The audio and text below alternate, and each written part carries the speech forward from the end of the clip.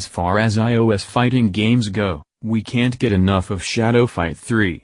While it doesn't have as many game modes as Shadow Fight 2, Neki's newest installment in the popular fighting series has simplified things, removing the mostly unpopular survival mode, reinventing challenges as side quests, and maintaining the campaign mode by telling a tight and engaging story.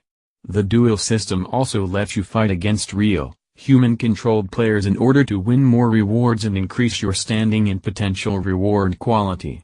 Do you think you can make it through all the locations, all the bosses, and all the challenges the game may throw your way? As this is quite a deep game, we thought we'd spread things out over multiple guides, hence the reason why we brought you this Shadow Fight 3 strategy guide for intermediate to advanced players. Again, we shall be revisiting some topics we talked about in the first guide, but mostly focusing on some more advanced tips, especially in the area of shadow energy usage. We've also got some tips that may help you beat the next couple of bosses in the game, after the first two, of course, so read on if you're looking to win more often in this title. Do's of playing in Shadow Mode. As we explained in the first guide, Shadow Fighter 3 now allows you to see how your character looks like in his or her armor, while you do the same as you look at your opponent's character. But the game wouldn't be called Shadow Fighter 3 unless there was some sort of shadow-based mechanic, right? That's where shadow energy comes in, as you can hit the blue button on the lower right side of the screen once your shadow energy has been loaded up. That will activate your shadow mode, which allows you to launch super powerful attacks against the enemy and move around quicker, all while in shadow form. Beyond what we told you in the first guide, how can you make the most out of being a shadow? Talking about the DOS of being in shadow form, you should definitely know what each of your special skills do.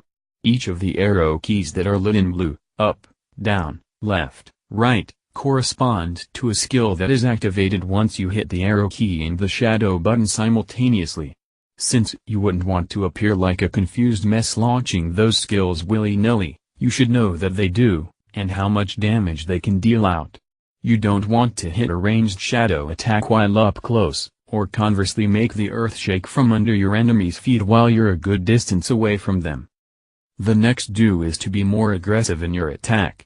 That doesn't mean you should go on an all-out offensive spree while in shadow mode, though we shall get to that later in the don'ts section. Definitely, you want to be more proactive, because if you time your moves correctly, you could take out your opponent in a span of less than 10 seconds. Lastly, when it comes to timing, you should ideally activate your shadow form for the first time early on in the second round, regardless if you won or lost the first.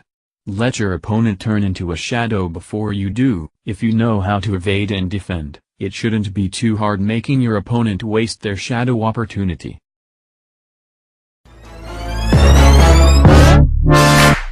Fire when the strong, it's you. That's it, Brian? Yes.